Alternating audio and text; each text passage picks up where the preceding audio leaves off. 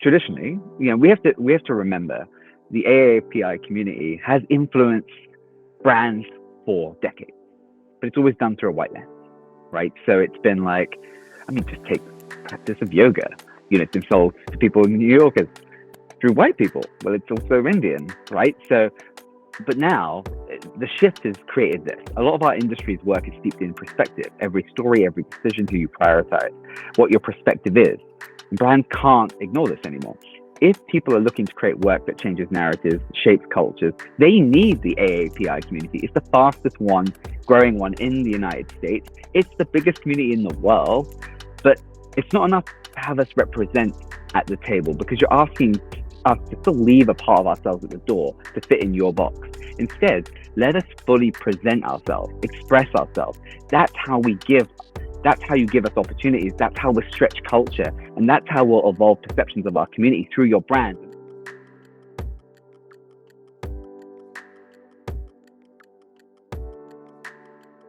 In the last several years, AAPI representation has increased in pop culture, with some of the most popular shows and movies featuring Asian characters in leading roles, like Squid Games, Parasite, and Crazy Rich Asians. So what impact have films like this had on AAPI perception, of the community?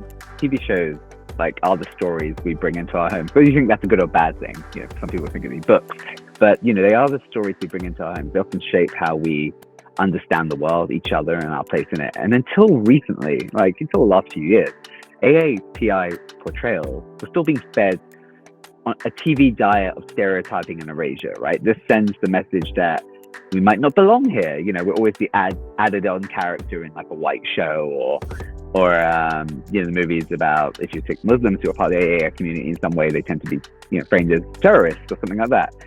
So for lots of reasons, not just the erasure and stereotyping, for other reasons, we risk normalizing bigotry. But networks and streaming services have recognized they need to embrace, and in some cases have taken the responsibility to ensure the AAPI community of all backgrounds see themselves reflected in our favorite TV shows. They see this as, a gigantic opportunity to connect with a huge, still underserved global audience, and they do see it as not part of a passing diversity fad, but a decisive shift, because they see the size of that audience. And frankly, it's the future. And they've already made that move. And I think that's also impacted other industries around them. So in what ways have these pop culture references influenced how brands represent this group? Can you give me some examples? Yeah, brands have started actually, incorporating a lot of different, cultures into their branding and calendar. Chinese New Year, which brand did not acknowledge that? Which brand did not, use it as a moment to campaign appeal to the audience? It's still to a smaller scale, but it's almost like, Christmas. You had an event, you had marketing, events, you had marketing moments based off of, Chinese New Year. And I think that's the same for Hindu, Diwali, they are, holy. It's become mainstream, and they use the color and the likeness of color to make it a marketing moment. What roles have brands played in increasing AAPI representation in recent years, and have they done their due diligence with this demographic? In my personal opinion, I don't think we can generalize that brands have done that. At the end of the day, the brands are selling goods, right? And they have to appeal to their audience or their prospective audience. So if their prospective audience is within that sort of cross-section that they want to appeal to, they have, embraced it much more than other brands that, does not need to. They are moving in that direction. There's been some great work by some brands like P&G, and obviously you mentioned all the stories that Netflix are promoting and everything else, but the reality is there's so much to go, right?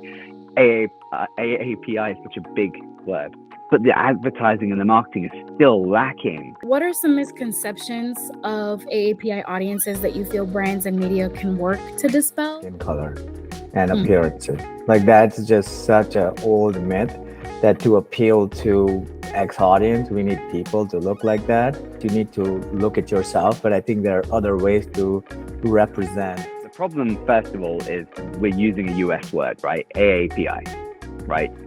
Too many communities in one big catch-all. And I know that's predominantly used in the United States, but how United States brands think of Asia, which is a few billion people.